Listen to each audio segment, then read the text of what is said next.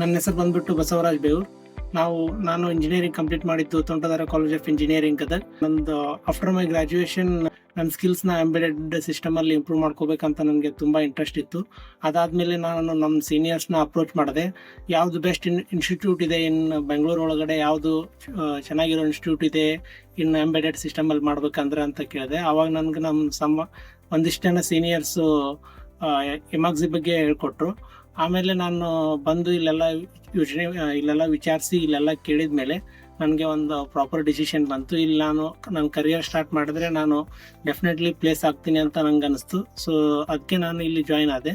ಇಲ್ಲಿ ಜಾಯ್ನ್ ಆದಮೇಲೆ starting programming language ತುಂಬ ಸ್ಟ್ರಗಲ್ ಆಗುತ್ತೆ ಅಂತ ಹೇಳ್ಬಿಟ್ಟು ಫಸ್ಟು ಲಿನಕ್ಸ್ ಹೇಳ್ಕೊಟ್ರು. ಅದಕ್ಕೆ ನಾವು ಪ್ರೋಗ್ರಾಮಿಂಗಿಗೆ ಅಡ್ಜಸ್ಟ್ ಆಗಬೇಕು ಅಂತ ಸ್ಟಾರ್ಟಿಂಗಿಂದ ಸ್ಕ್ರ್ಯಾಚಿಂದ ಸ್ಟಾರ್ಟ್ ಮಾಡಿದರು. ಅದಾದಮೇಲೆ ಸಿ ಸ್ಟಾರ್ಟ್ ಆಯಿತು. ಸಿಯಲ್ಲಿ ನನಗೆ ಸ್ಟಾರ್ಟಿಂಗು ಸ್ವಲ್ಪ ಭಾಳ ಸ್ಟ್ರಗಲ್ ಆಯಿತು. ಅದರಲ್ಲಿ ನಾನು ತುಂಬ ಹೆಲ್ಪ್ ತೊಗೊಂಡಿದ್ದು ಮೆಂಟರ್ಸು ಮತ್ತು ಲ್ಯಾಬ್ ಮೆಂಟರ್ಸು ತುಂಬ ಹೆಲ್ಪ್ ಮಾಡ್ತಾರೆ. ಮತ್ತು ನಮ್ಗೆ ಇನ್ ಕೇಸ್ ಎನಿ ಇವನ್ ಒಂದು ಸೆಮಿಕೋಲನ್ ಡೌಟ್ ಇದ್ದರೂ ಕೂಡ ಏನು ಅಂದ್ಕೊಳ್ದೇನೆ ನಮ್ಗೆ ಅದನ್ನು ಎಲ್ಲ ಸಾಲ್ವ್ ಮಾಡಿಸ್ತಾರೆ. ಆ್ಯಂಡ್ ಮತ್ತು ರಿಯಲ್ ಟೈಮ್ ಪ್ರೊಜೆಕ್ಟ್ ಮಾಡ್ತೀವಿ.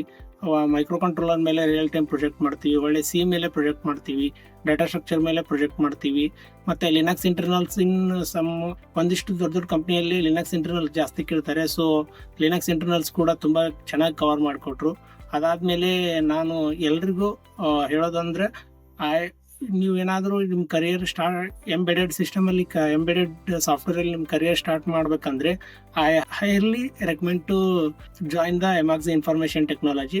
ಇದು ತುಂಬ ಒಳ್ಳೆಯ ಪ್ಲಾಟ್ಫಾರ್ಮ್ ನಮ್ದು ಕರಿಯರ್ನ ಇಂಪ್ರೂವ್ ಮಾಡೋಕ್ಕೆ. ನಾನು recently got placed in enhance system thanks to Emertxe and thanks to all mentors.